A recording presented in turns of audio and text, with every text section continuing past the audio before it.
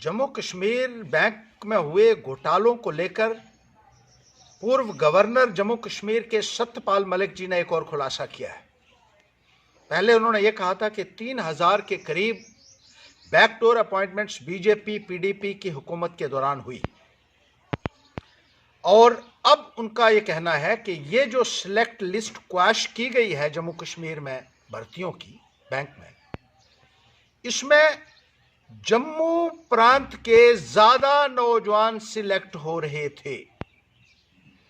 ये अपने आप में एक बहुत ही सेंसेशनल डिस्क्लोजर है, सनसनीखेज खुलासा है और भारतीय जनता पार्टी की सरकार के ऊपर बहुत सवालिया निशान खड़े करता है। जो भारतीय जनता पार्टी बड़े बड़े दावे करती थी जम्मू के यूथ को एम्पावर करने के, जो बड़े बड़े दावे करती थी बराबर का अधिकार देने के, जो वादे बार बार करती थी कि सारा भेदभाव जम्मू के साथ जो होता रहा है वो खत्म होगा, उनकी अपनी सरकार में एक सिलेक्ट लिस्ट को इसलिए क्वैश कर दिया गया क्योंकि उसमें जम्मू प्रांत के ज्यादा नौजवान भर्तियों में आ रहे थे और यह सिलेक्शन एक सेंट्रल एजेंसी ने की थी जो अपनी ट्रांसपेरेंसी के लिए पूरे हिंदुस्तान में जानी जाती है। आज भारतीय जनता पार्टी की सरकार को, इनके लीडर्स को जम्मू कश्मीर के तमाम युवाओं को जवाब देना होगा, जम्मू के एक एक नौजवान को जवाब देना होगा। जिस तरीके से आप एक विश्वासघात कर रहे हैं यहां के नौजवानों के साथ, उसको पैंथर्स पार्टी बर्दाश्त करने के लिए हरगिज तैयार नहीं। इस लिस्ट को आपको रिलीज करना होगा। जब यह लिस्ट बनी तो यह कहा गया था कि जल्द से जल्द इसको फाइनलाइज करके पब्लिश किया जाएगा। पिछले वर्ष में बार बार इस संदर्भ में ऐलानात बीजेपी के लीडर्स ने किए। 1,45,000 नौजवानों ने इन भर्तियों में हिस्सा लिया था। प्रीलिम्स दिए, मेंस दिए, लगभग 9 करोड़ रुपए के करीब इनसे एप्लीकेशन फॉर्म फी भी ली गई। लेकिन आज यह कहा जा रहा है कि यह लिस्ट इसलिए क्वैश हो रही है क्योंकि इसमें जम्मू प्रांत के ज्यादा स्टूडेंट आ रहे हैं। क्या बीजेपी की सरकार को और इनके नेताओं को जवाब नहीं देना होगा? आज उस गवर्नर ने ही, जिनके लिए ये कहते थे कि अपना आदमी है, उन्होंने खुद, सत्यपाल मलिक जी ने खुद खुलासा इस बात का किया और भारतीय जनता पार्टी के असली चेहरे को पूरी तरीके से बेनकाब कर दिया है।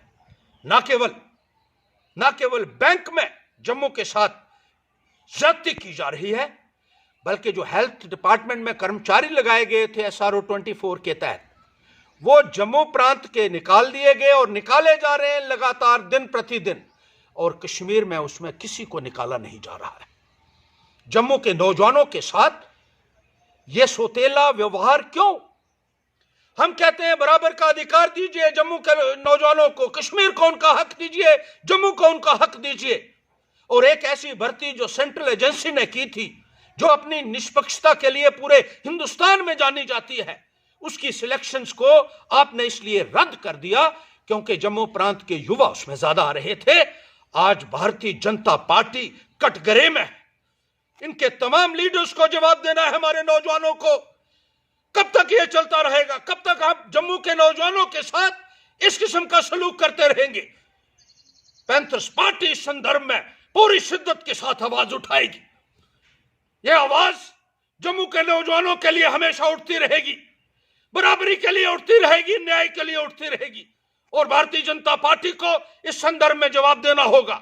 हम अपील करना चाहते हैं लेफ्टिनेंट गवर्नर महोदय से कि एक CBI द्वारा जांच करवाई जाए, क्योंकि जो बयान दिया गया है वो एक कॉन्स्टिट्यूशनल अथॉरिटी जो यहां की रही है और हेड ऑफ जो स्टेट रहे हैं सत्यपाल मलिक जी, उनके द्वारा दिया गया बयान, इसको हल्के में नहीं लिया जा सकता है। इस संदर्भ में न केवल इंक्वायरी होनी चाहिए बल्कि उस लिस्ट को जल्द से जल्द रिलीज किया जाए ताकि तमाम नौजवानों को इंसाफ मिल सके।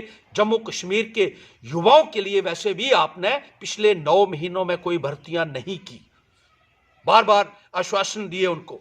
कभी 50,000 भर्तियों की बात की गई, कभी फास्ट ट्रैक रिक्रूटमेंट की बात की गई, लेकिन अभी तक नौजवान जो है वो पूरी तरीके से निराश है।